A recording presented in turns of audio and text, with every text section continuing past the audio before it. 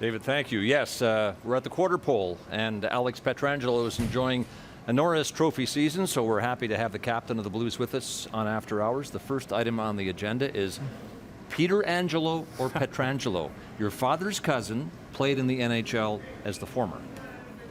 Problem was, let's just hear the call here. He's wrong. What a save by Frank Pietrangelo.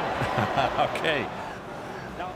Frank Pietrangelo, by the way, that was a miraculous save. It's known in Pittsburgh lore as just the save. But point is, how did we get from Pietrangelo to Pietrangelo? you got to ask Frank, because you got to set the standard straight from the beginning. I guess you never really got on it. So I know when I first got in, my parents said, make sure that they say the name right.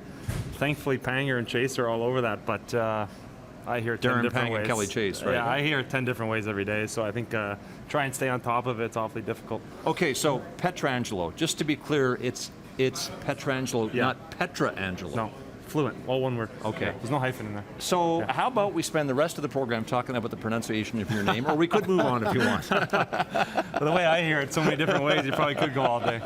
Louie.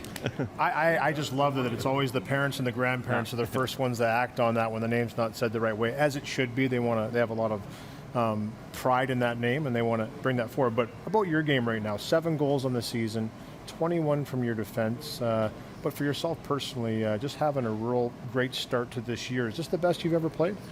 I guess that's for Mike to judge. We're going really good right now as a group. I think if you look at the plays that we're scoring from the back end, a lot of them are coming from good eyes up from the forwards. And when you're playing as a unit of 5 like we want to play, and everybody's working for each other, the game seems awfully easy for us in the back end. You guys attempted over 16 shots from the back end. You had 31 in total tonight on net, but that's just an overwhelming amount from your 6 defensemen that are generating those chances on a nightly basis. I mean, you watch It's an enormous key to your success this year. Well, yeah, I mean, even if we're not scoring, I mean, you're seeing guys get rebounds, and we're getting shots throughout the game. You see their teams forwards, looking twice where we are, and we're moving in and out of the zone. So it's creating, a lot of movement.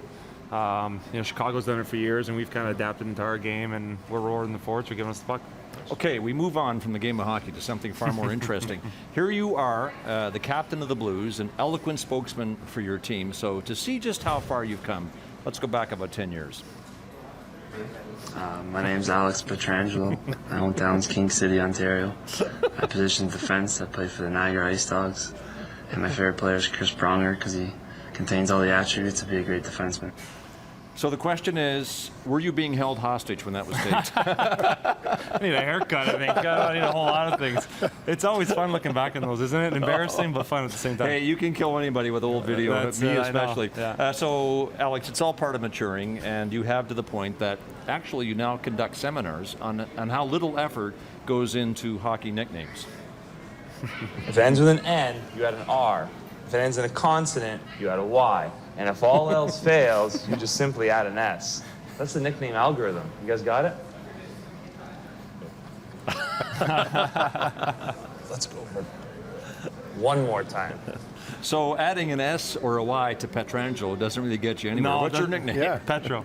I don't even think half the guys in our locker room even know my first name. You know, it's, I mean, you guys know the hockey world. That's how it is. We go by. I know when Sonny came, Sundqvist there, someone called him Oscar, and everybody had to look twice about who's Oscar. Yeah. So it's just how it is.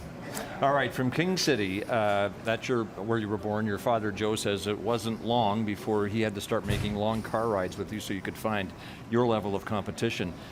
It's flat out wrong to label anybody a can't-miss prospect before their 10th birthday, but when you're 9 years old and you're playing for Toronto in the Brick Tournament on a team that includes Steven Stamkos and Michael Delzato, and you're one of the best players, and you got the puck here. You're number 10, I think, right? That's me right there, yeah. Yeah. So it's hard not to think about prospects in hockey for you when you're shining in that kind of talent, even if you are only 9. So the Brick is generally a player's first exposure to the spotlight. What do you remember about that tournament in 2000? Yeah, I was saying to you earlier, we went by the other day in Edmonton. We had a day off and trying to rekindle some memories there. And I just remember all the people standing around the top of the rink there. And it was a neat experience. I mean, it was really the first big tournament. Like you said, you travel, and that mall was a big deal back in the day to us when we were that age. And the one thing I do remember is Jordan Eberle. scored the game-winning goal against us in overtime. I think it was the Vancouver Vipers, right? Yeah, exactly. And he came out from behind the net in the wraparound and scored. Anyway, so back then, first big trip, staying up, watching movies, so really nothing's changed, right? No, I'm still doing the same thing. It's just now I'm watching the news instead of watching movies. Here's a tweet from Cass Pep. You won the World Juniors, Olympic gold, and World Championship, so what's left to win? And that clearly is a setup question, so you can hit this one out of the park. I mean, we're going pretty good right now to win that Stanley Cup. I mean, we put a lot of effort. I've been part of this organization for 10 years now. We've come close. We've had a lot of good teams, but I think it's time, and we feel like we got a good group to do it. Louie. You know, talking to some of your players today and your coach, Mike, one of the things that's a strength of your team, too, that you're mentioning is the work ethic of all 4 lines, 6 defensemen. Everybody's just really bought in. And when you guys play that way, it just seems like you guys are playing with such a confidence when that happens that you're really tough to beat. Yeah, we call it quiet confidence. I think a lot of people don't see the little things that we do for each other. Setting picks or forwards backing up the D, us, making space for our forwards. Those are the things that especially me, over the years watching this team grow and the evolution of our all-around game. It's fun to watch, and that's why we're being so successful right now. Yeah. Alex, Hockey Fights Cancer is a wonderful initiative. It's really hard to find anyone in this league who's not been touched by it in some way. Thankfully, you have not suffered from it, but a number of your loved ones have. So take us through these pictures with Jane, your wife's niece, Ellie. These were from 2014.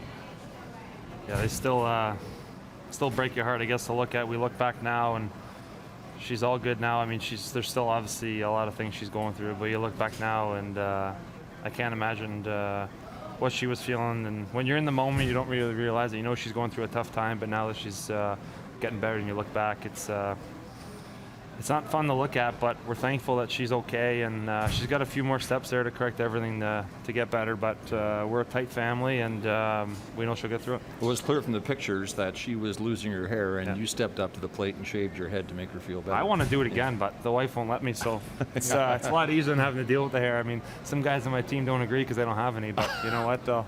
I feel their pain.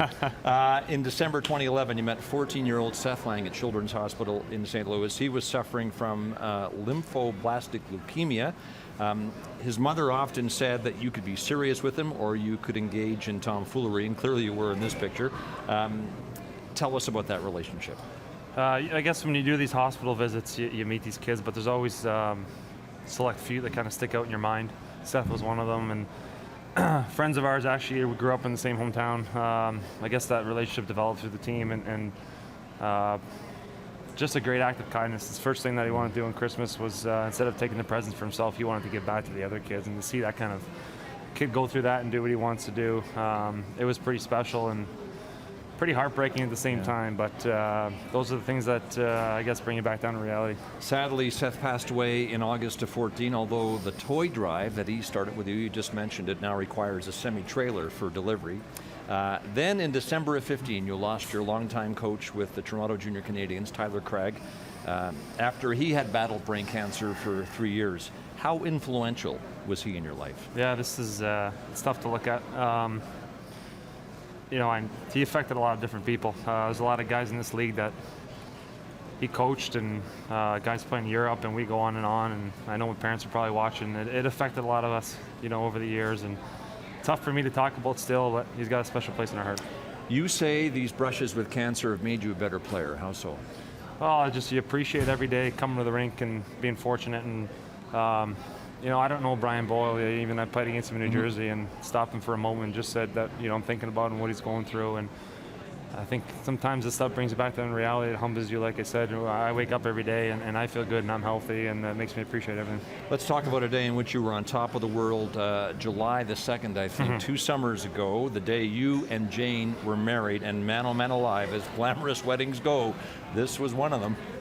Yeah, I should say she put a lot of effort into it. That was one heck of a day. I mean, I think we had over 100 people from King City come down. They all stayed in the same hotel, and it was really just a weekend party for us. That's what we wanted. And I mean, I had 10 groomsmen. It's a pretty special day.